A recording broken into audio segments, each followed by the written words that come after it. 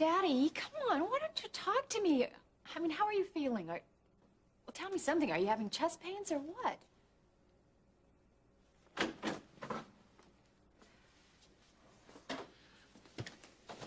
Looks like this could be our day. Well, it hasn't been so far.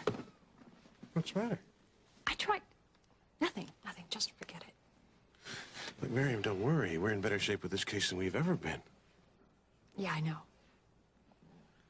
Maybe we could share a little bit of our good fortune with Dave Phillips. Looks like he's gonna need it. Why's that? Babs just called a little while ago. He's been arrested for murder.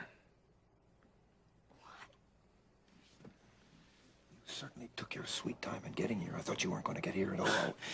I couldn't afford not to come. You've already pulled enough disappearing acts for both of us, remember? I did what I had to do. Well, there's one more thing you have to do, Charles. Tell Judge Sawyer I was not part of your cover-up.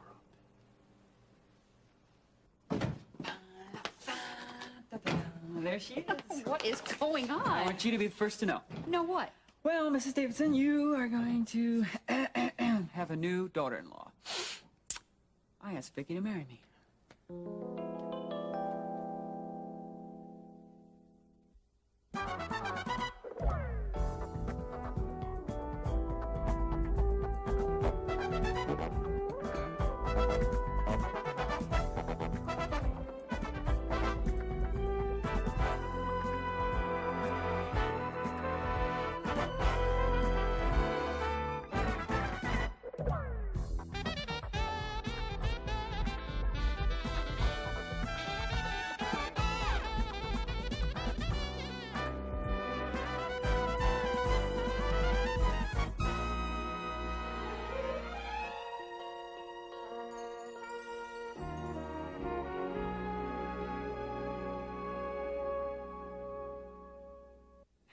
Didn't you hear what I said? Vicky and I are going to tie the knot. How about a smile? Maybe congratulations? I'm sorry, but any of that's out of the question. Oh, is that what you told Lori when Ben proposed to her? Look, that was different. Ben was responsible enough to take care of her. Well, I'm going to do the same for Vicky. Peter, you are barely out of high school. I'm halfway through college. And how are you going to finish school taking on a wife? Well, just like all the other guys do. My wife by my side. That isn't possible with Vicky. Or have you forgotten where she is now? Oh, is that what this is? You sort of see her as a convict or something? No, I didn't say that, but she does have to fill out her jail sentence. Yeah. The one that your sister should be serving. Well, you know Nancy's responsible for that soil analysis switch. Nancy has nothing to do with this discussion. Well, neither do I. Peter, wait. What do you want? Want to browbeat Vicky some more, huh? You never liked her. I never really had a chance to get to know her. It's not my fault. You didn't even want her to come over to dinner. Can't you see what you're doing? You're confusing pity with love. I don't go wanting to spend the rest of my life with her. Pity? No, we're not talking about spending the rest of your life with her. We're talking about working every day to keep the vow that you've made to God. Well, I see where you're headed, but, Peter, look. Both of you should know Jesus as Lord before you make any commitments to each other. Otherwise, the commitment alone isn't going to help you see the seriousness of those marriage vows. you're talking like we don't even believe God exists. The important thing is commitment. To have a personal relationship with Him. Now, look. Have you ever really sat down and talked about Vicky's spiritual life with her? The only thing I ever asked Vicky was to marry me. She said yes. I suppose you know why we're all back here so soon? Well, no, actually I don't. Oh, you don't? It isn't quite clear. The real purpose was never completely explained to me. Well, allow me. This is an informal session, so we'll skip the preliminaries. It has been brought to my attention that you've had problems with your health recently. That is correct. You don't deny it? Well, I really don't see why I should. It was already established at the hearing that I had a heart attack. Yes, it was. But it's your second one that I am referring to. Second one? Yes, the one that kept you from attending several of these hearings, the one that a doctor Wynn Johnston, cardiologist, treated you for it? Well, as you can see, I'm in the best of health. Oh, Harold, why doesn't he just tell the truth for once in his life? Not according to Dr. Johnston. Seems that he advised against your returning some medical equipment that you had rented, that it was still vital to your recuperation. Well, Your Honor, you know how doctors are. Sometimes they tend to be overly cautious. Yes, I can see why in your case. Seems that your medication has even been strengthened. Well, I had intended, or I planned to talk to you about that, but you see, you had adjourned the meeting. You should have dropped in to see me anyway. It might have saved us from coming back here today. Excuse me, Your Honor, I feel like I have to remind Mr. Carpenter that he's still under oath, even though the proceedings might seem to be pretty relaxed. Oh, I think Mr. Carpenter understands what's going on, Mr. Webster. I was told that your absence was due to personal family business, Mr. Carpenter. Yes, that's true, at first. At first. You see, I designed an investment program for my grandson and then subsequently handled all the purchasing of stocks and bonds myself, and it's all dated and documented. Yes, Mr. Carpenter, but the issue at hand is your health. Tell me something. Did your attorney know about your business trip that turned into a sick leave?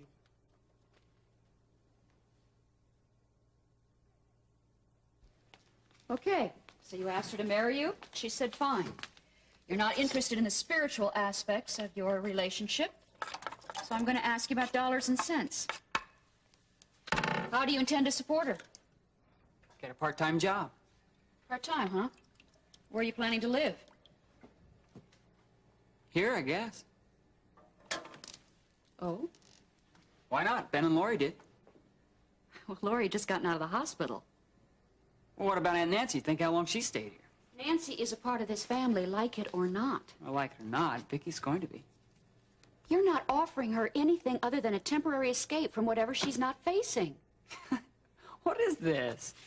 You say you hardly know her, now you give me a psychological profile? Look, I'm just telling you what I sensed from the time we did spend together. Oh, she's not like this. She's kind, considerate. I don't deny that, Peter, but you've got to look She's at also what... very talented. You saw that painting she gave me. Peter, Vicky has been through a lot. She's been hurt and scandalized. I mean, it's only natural she'd jump at a chance for a man to take care of her. You promoted me to a man. How can I make you understand this? You can't. Your way. Well, maybe not.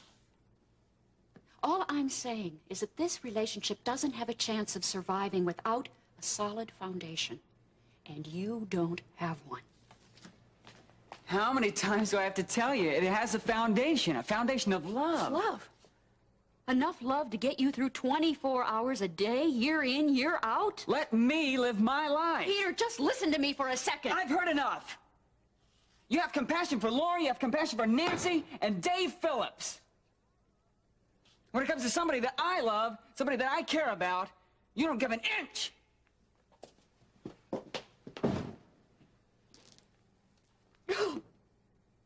Well, Mr. Carpenter, I'm waiting.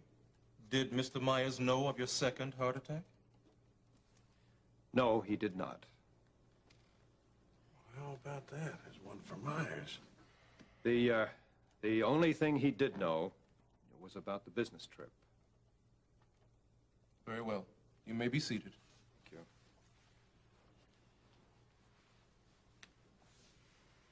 you. Thanks. Don't start thanking me yet. Harold, what do you think? I can't tell anything, by the way, just saw her looks. Well, he hasn't released us yet, so I guess that means he's made his decision. Oh, no, you mean this whole thing could be over in just a matter of seconds? Hang on. Gentlemen, Mrs. Mason, suppose I should address you first, Mr. Carpenter? No. Keep your seat. This is just some advice. Call it a tip. If you ever come before my bench again, make sure you don't hold back any evidence that is pertinent to the case. Yes, Your Honor. Now, as to the custody of Eric Mason, I have reviewed all of the evidence and arguments that have been presented in this hearing. That, along with the recommendations of Ms. Blair Simpson, the social worker assigned to investigate the respective backgrounds of Mr. Carpenter and Mrs. Mason. And frankly, it is not an easy decision to make. On the one hand, we have a mother with a emotional and medical background that, although character witnesses have testified she's changed for the better, can only be seriously held in question. On the other hand, we have a grandfather who can certainly provide for the child in a materially significant manner, but who has perjured himself before this court, a matter I do not take lightly at all, and whose health is in grave question. Therefore, deciding what is best for the child can only take a temporary framework to decide if it is in his best interest, which is the primary purpose of this hearing. Therefore, I am awarding custody of Eric Mason to his mother for a period of 6 months. Now, if anything is found during this period that is to the child's detriment or proves this hearing in error, Eric Mason's custody will be re-evaluated. Consider these proceedings adjourned.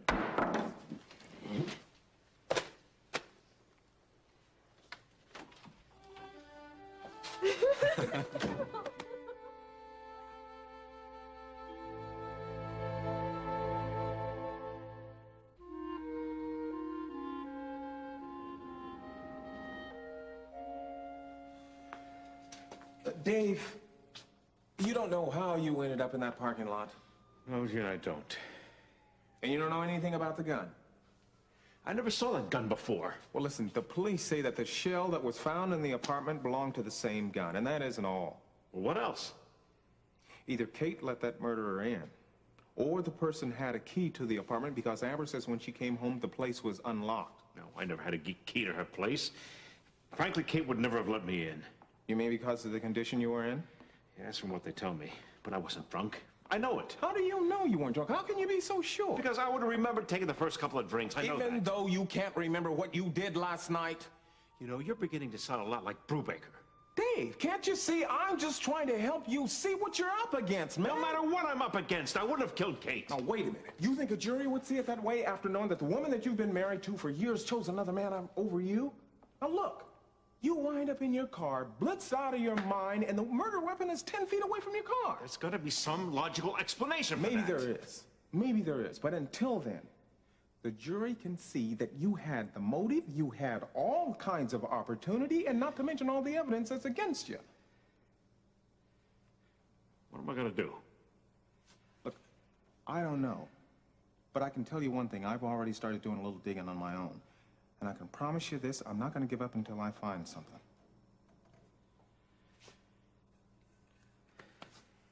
Oh, no, it was great. My knees weren't shaking, my throat didn't have a lump in it. It was great. All I said was, "Will you please marry me, Vicky?" And she said yes. Wow. Congratulations. I'm going to beat you to the altar. I bet you do. Hey, do you think the girls will go for like a double ceremony? Don't bet on it. Yeah, I guess you're right. Have to share the center of attention. But I want Vicky and Amber to become friends. Amber can't be anybody's friend, Peter.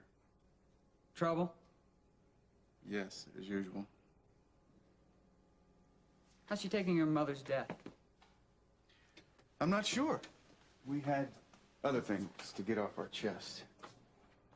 They were close, weren't they? Sure. I'm sure she shed a couple of tears for her. You sound like you're using her as a dartboard or something. She'd make a good one, wouldn't she? Come on, she's the mother of your kid. There is no...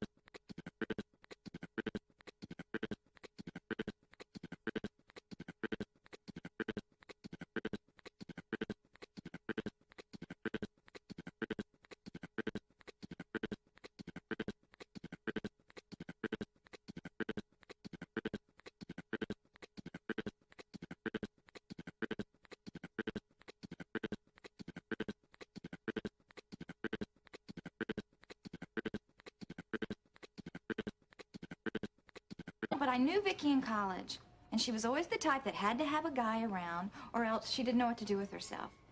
And anyway, Peter isn't mature enough to get married. Well, please don't tell him that. He may just cut this engagement short to prove us all wrong. They haven't already set a date, have they? Oh, I hope not. I honestly don't know. He left before I could ask him. Ben, would you talk to him? Well, of course I will. Oh, I would really appreciate it. You have a way with him that I don't. He seems to think that I still treat him like a child. I'll look Dr. into Martin, it. boy, am I glad I caught you before you got out the door. Why, what is it? Oh, Mr. Newhouse in number 3 says he doesn't take kindly to taking anybody's pills. There's the prescription you wrote for him. I thought we'd been through all this. Well, we'll just have to go resettle it. Okay, well, I guess it seems I'd better. I'm sorry. I know we're ready to go to dinner. Whenever. I'll wait for you. Okay, I wish I could tell you it won't be long, but... Okay, go. Oh, Dr. Martin, you're still here? Yes, I'm Look at still all these people piled up here. Oh, I tell you, we're so way behind, I feel like going down to that police department and bringing Dr. Phillips back here myself. Let's go get something to eat. No, thanks. Get your mind off things. Maybe some other time. What are you going to do? Sit here, be depressed? You're not getting anything done. It doesn't matter. There's nothing here that belongs to Amber, so it doesn't remind me of her. Oh, boy. When you're sour, you're sour. So much for the Prescott manual on how to handle women, huh? Boy, I've been a fool. I can hear my mom now. You reap what you sow. There's some truth to that. You know, I did get a few pointers from you, even though I didn't agree with you all the time. Congratulations. Hey, it isn't as bad as it seems, especially with Stacy. Now, you've been thinking of her. You know I have. Okay. You guys were real tight, so she's not gonna get over you real quick. Peter, I really did a number on her. I mean, there's no way that we're gonna get back together again. I told you to clear the air with her, remember? You're right on the mark that time. Okay. So maybe I'm right on the mark this time. I bet she's home. Call her. It's crazy. The timing's all wrong. The timing's always right for the truth. Her mother's just been murdered. She's not gonna want to talk to me. She might need you. She's not going to go to her father for comfort. She's not going to Amber. Maybe you're right. Sure. Sure. Maybe I should go see her. You should. Really? Really. Wait a minute. Prescott Development, this is Gil. Hello, Gil. This is Sergeant Brubaker down at the station. Yes, Sergeant? You remember I said we might need you for further questioning? Sure, but you questioned me pretty thoroughly, don't you think? Well, not really. There's a couple of things I think you can still help me with. Like what? I'd rather you come down to the station. Could you make it down here in about an hour, or should I send a squad car for you? You know, I should have expected that much from this particular judge. You should have expected that much when you lied to him about your heart attack. Charles, we lost. Your daughter has custody of Eric. Only for 6 months. 6 months. That gives us plenty of time. For what? To convince her to give you some kind of visitation privilege? No, to get Eric back permanently. I don't know how and I don't know when, but Miriam's incompetence will certainly crop up again, mark my words. With a little push from you over the edge, right? I didn't mean it that way, but simply because this battle is lost doesn't mean that the war has ended.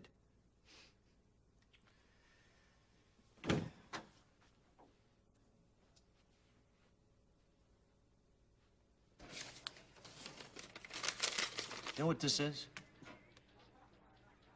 Looks like a receipt. Yeah, what kind of receipt? You picked it up in Amber's apartment.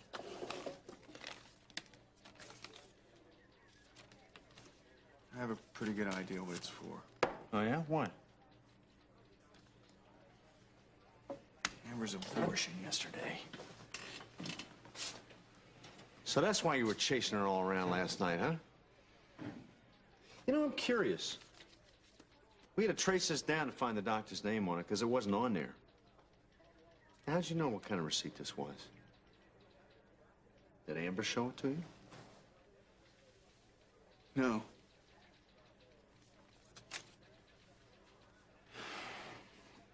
All right, Sergeant. Her mother told me. That must have made you real mad. Now, wait a minute. Mad enough to go out and confront Amber. Mad enough to come back. What? You see, we got the ballistics report in on the murder weapon. The gun is registered in your name, Gil. Don't you think we ought to start all over again, and you can tell me where you were last night when Kate Carruthers was murdered?